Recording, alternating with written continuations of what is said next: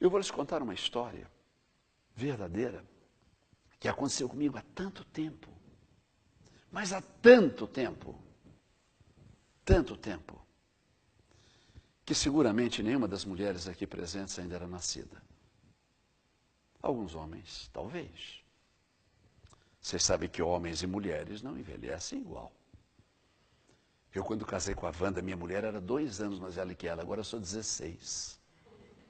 Não, as mulheres da Terra são terríveis. Terríveis. Imagina, quando nós casamos eu tinha 26 anos, ela tinha 24, agora eu tenho 76, ela empacou nos 60. Tenho um medo terrível de sair com ela daqui a uns 3 ou 4 anos, ser preso por pedofilia, porque, enfim, não é só eu envelheço.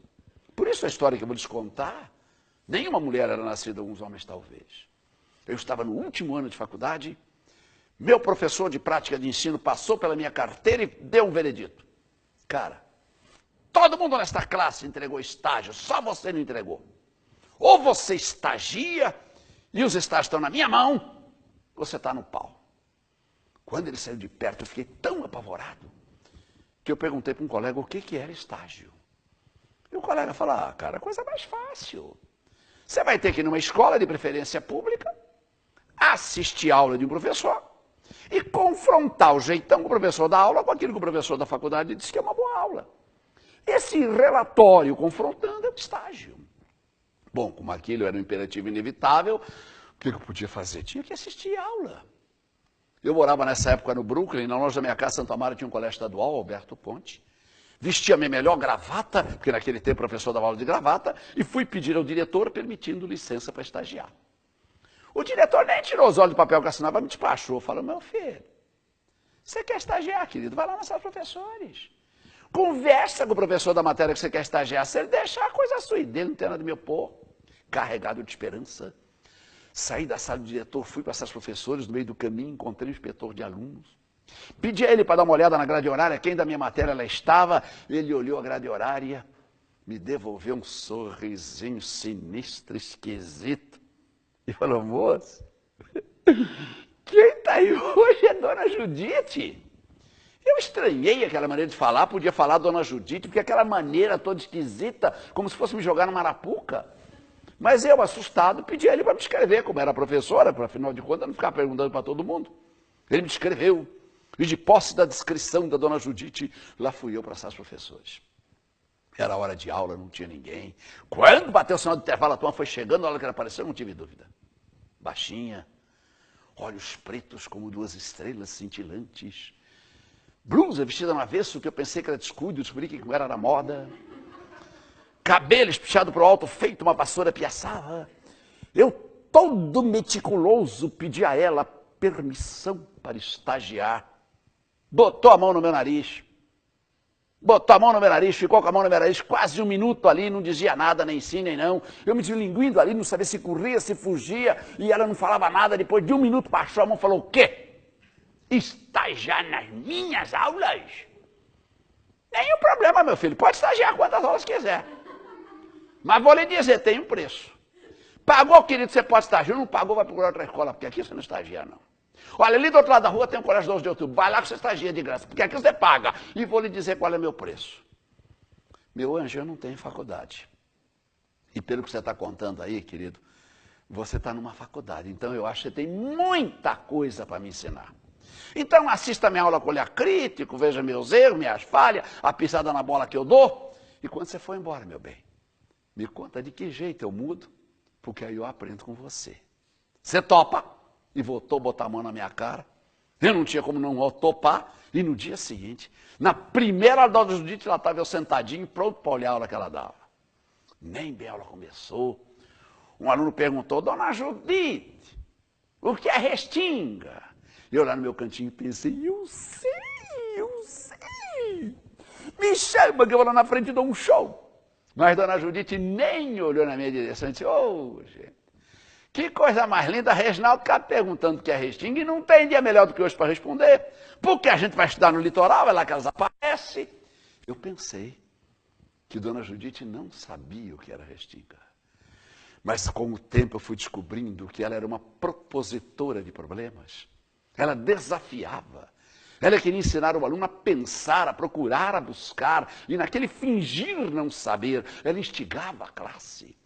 E os alunos começaram então a dar palpites e dar ideias, e alguém falou, Dona Judita, a gente quando não sabe uma coisa, pergunta para alguém. E ela imediatamente recolocava o problema. Olha que coisa interessante que Reginaldo falou, perguntar para alguém, mas qualquer alguém?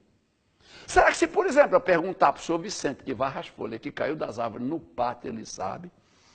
Não, dona Judite, e começaram a selecionar pessoas na escola, na comunidade, que pudessem responder. Depois de alguns minutos, o problema renascia, gente, me diga. E se por acaso nenhuma dessas pessoas que por acaso possa responder estiver perto, e eu tenho que saber o que é restinga, então eu não vou fazer nada. Daí uma falou, dona Judite, se não tem ninguém, procura nos livros. Oh, mas que resposta mais interessante que a Aline me deu. Nos livros. Mas me diga, gente, qualquer livro serve. Por exemplo, eu tenho aqui na minha mesa, junto com o meu diário de classe, um catálogo telefônico. Se eu procurar no R, eu acho... Repare, o problema sempre recolocado, a classe sempre levada a pensar. Daí um aluno falou, dona Judite, um catálogo telefônico não tem restinga, porque só tem nome. Uma aluna, outra disse, dona Judite, por que a senhora não procura num dicionário? Falou, olha que a Andréia falou, um dicionário. Gente, me diga uma coisa. Por que tudo quanto é livro que eu vejo tem índice de dicionário? Não tem. Porque, veja, todo livro eu olho lá tem índice, dicionário não tem. Uma falou, dona Judite, que besteira a senhora está falando? Dicionário não precisa ter índice, porque dicionário é pela ordem alfabética. Para, gente, olha que palavra foi dita aqui. Alfabética. Porque, gente, a palavra não tem que se olhar apenas o significado, tem que olhar a estética. Alfabética é uma palavra linda, linda. Então, antes de pensar no que ela significa, pensa quando você vai conversar. Se você, às vezes, não pode, entre duas palavras, escolher aquela que é mais bonita, alfabética. Já pensou, meu anjo, um dia você ter uma filha, botar o nome dela de alfabética? Que ideia boa que eu estou te dando, que é um nome tão bonito assim. Você sabia? Que na Grécia Antiga a primeira letra era alfa, a segunda era beta, alfabética. Quer dizer, pelo caminho das letras, qualquer coisa que, por exemplo, aqui seria como abecético. Puxa, que coisa mais linda. Porque tem palavra que é muito feia, gente. Quer ver uma palavra que eu acho feia? Fronha. É um negócio esquisito, parece melequento, fronha. Eu, às vezes, até durmo num travesseiro pelado para não botar a mão nessa tal de fronha. E veja, e naquele momento ela saía do assunto, mas ela levava o aluno a buscar a diferença entre significação e significado, aquele contexto da palavra que ela busca. E depois de alguns minutos disse, gente, sabia que eu tenho aqui comigo um dicionário? Vamos procurar a tal da restinga. Reginaldo, você que perguntou, se achegue. Reginaldo se chegou.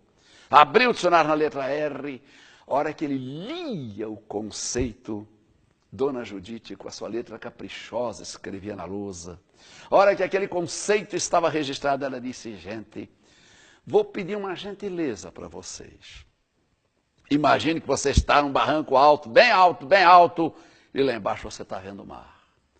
Agora você vai fechar os olhos.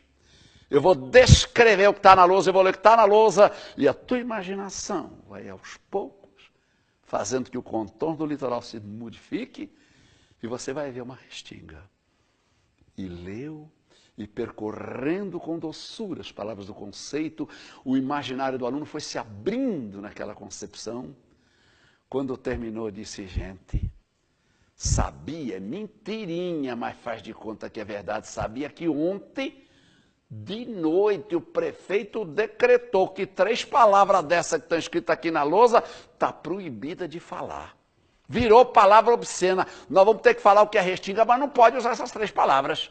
E assim dizendo, pegou seu giz vermelho, foi na lousa, riscou 3 palavras e disse, gente, vamos ter que falar o que é restinga sem as 3 palavras. Repara, ela estava quebrando a decoreba, ela estava quebrando a aprendizagem mecânica. E quando o desafio foi lançado, ela percorreu as carteiras e disse, na próxima fase você é verde, amarelo, azul, vermelho, branco, verde, amarelo, azul, até o último aluno.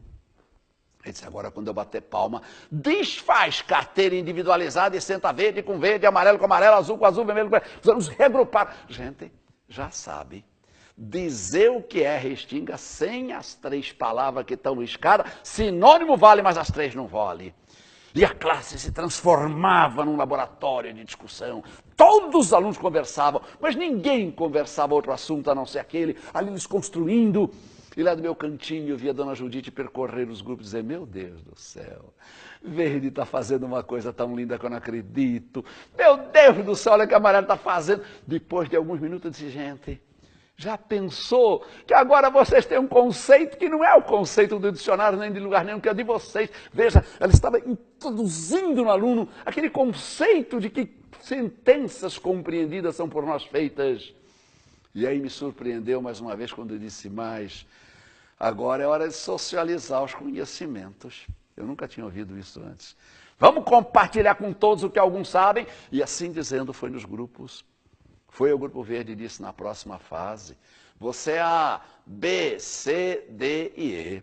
Foi no Grupo Amarelo, fez o mesmo. Foi no Grupo Azul, fez o mesmo. Quando todo mundo tinha a letra, disse agora, quando eu bater palma, desfaz Grupo Verde, Amarelo, Azul, Vermelho e Branco e reagrupa o Grupo A, B, C, D e. Quando se regrupou, disse, gente, cada novo grupo tem um verde, um amarelo, um azul, um vermelho, um branco. Vocês vão trocar o que vocês fizeram e vão fazer um novo conceito, que é uma espécie de mistura de todos, que é o conceito de vocês mesmo. E a classe discutia, e naquele momento realmente a aprendizagem se consolidava, não com uma decoreba fria, mas com aquele contexto de ser criado e gerado pelo próprio aluno. Minutos depois disse, gente, por favor, agora que vocês foram capazes de dizer o que é restinga, por gentileza, será que a restinga tem alguma coisa a ver com a rua que se anda? Com a praia que se pega? Com o jogo de futebol que se assiste? Vamos tentar ligar um pouco a vida da gente? E os alunos, naquela busca daquelas ligações, tentavam transferir, adaptar. E quando um deles tinha uma ideia, ela aplaudia. E as aulas da dona Judite eram sempre assim. Fingir não saber para provocar, para instigar, para animar. E depois de ter assistido 7, 8 aulas, ter conquistado o volume que eu julgava necessário para as fichas de estágio que eu precisava, fui pedir a ela para colocar uma rúbrica. Era uma hora de janela, corrigia provas. Quando eu cheguei perto, levei um susto. A prova que ela corrigia estava rabiscada de vermelho do título a rodapé. A caneta dela havia corrido sobre as linhas de uma maneira ensandecida. Eu pensei, meu Deus, como uma criatura tão meiga, tão doce, pode corrigir assim com tanto rigor? E antes de pedir que rubricasse meus relatórios, me valendo da intimidade de alguns dias juntos, disse dona Judite, será que esse aluno errou tanto assim, dona Judite? Olhou para mim com seu olhar de princesa e disse, professor, se eu estiver errado, me desculpe, o senhor sabe, eu não tenho faculdade, professor, eu estou aqui para aprender, mas eu tenho a mania de sublinhar aquilo que o aluno acerta, professor, porque quando eu leio um livro, eu sublinho tudo que é bom, tudo que eu gosto, e todo riscado aqui, porque tudo isso é lindo e maravilhoso, porque os meus alunos já sabem. Quando na prova dele eu não sublinho alguma coisa, ele vem me perguntar por que eu não sublinhei, e aí num atendimento pessoal eu lhe digo o que não estava bom naquilo que ele assinou. E naquele ato, ela substituía o rigor da punição, o erro que incrimina e que gera a vontade da cola, naquela lucidez de acertar mais e cada vez melhor. E espantado com a sua resposta, parei-me ali do lado, quando ela ficou de pé, que diga-se passagem, não fez lá muita diferença não, voltou a botar a mão no meu nariz, eu nem lembrava mais dessa cena, e falou, mas o que o senhor quer? O que o senhor deseja, por que veio agora aqui? Eu falei, dona Judite, eu vou entregar os meus relatórios, queria que a senhora colocasse aqui uma assinatura, disse, assino não, porque nós temos um trato. Você tinha que falar dos meus erros, das minhas falhas, dos meus imperfeições. Fica assistindo, ela nunca me criticou. Desse jeito você vai embora e não posso melhorar. E como o preço era esse, ou você me critica agora, ou não boto minha assinatura nesse papel. Eu não tinha críticas a fazer. Eu tinha aprendido com ela o que os 4 anos de faculdade não me ensinara. Ah, mas eu não poderia ir embora sem as assinaturas. E escolhendo as palavras mais doces que tinha, disse Dona Judite, eu acho estranho a senhora não responder às perguntas dos seus alunos. Me olhou com aqueles olhos de princesa e disse, ah, professor, imagina. Respondo sim, meu mestre, respondo. Só não respondo aquilo que eles podem aprender sozinhos, professor. E naquele momento eu percebi que se eu procurava alguém que mais do que dar o peixe verdadeiramente ensinava a pescar, eu estava diante daquela professora. Entreguei o meu relatório e depois de muito tempo, passei a trabalhar junto à Unesco. Tive a oportunidade de visitar salas de aula em países mais avançados, em lugares os mais distantes do Brasil. E quando eu vejo hoje as aulas naqueles lugares mais avançados, mesmo quando eu vejo aulas aqui em São Paulo, particularmente que eu vi na ECA, na USP, como é a aula? É muito parecida com a aula da Dona Judite. A aula da Finlândia, por exemplo, era postada na internet. O aluno vai para a sala de aula tendo visto na internet o que ele vai abordar, mas aquela aula é um esboço, é uma aula incompleta. A lição de casa não é pós, é pré-aula. Porque a tarefa dele é pegar aquele esboço, aprimorar, melhorar, acrescentar, ilustrar, definir, agregar linguagens. Quando ele compreende que ele alcançou o melhor que ele pôde naquela aula, antes do dia da sala, ele tem obrigatoriamente uma reunião com o seu grupo. E ele vai compartilhar com os colegas do seu grupo aquilo que ele fez, para que também se some aquela criatividade, aquele aprimoramento, a aula do Pedro, de repente a aula do grupo amarelo ou verde, é o nome que lá quer que tenha. E no dia da aula mesmo, como nós entendemos, cada grupo tem o seu esboço completado, mas na lousa e no professor está o esboço. E ele vai perguntando aqui, colhendo ali, tirando lá, colhendo do grupo a característica daquilo que é essencial e, naturalmente, o seu juízo de professor ali se coloca. Não é aquela aula repetitiva, sem protagonismo, chata, mas é aquele trabalhar neste contexto.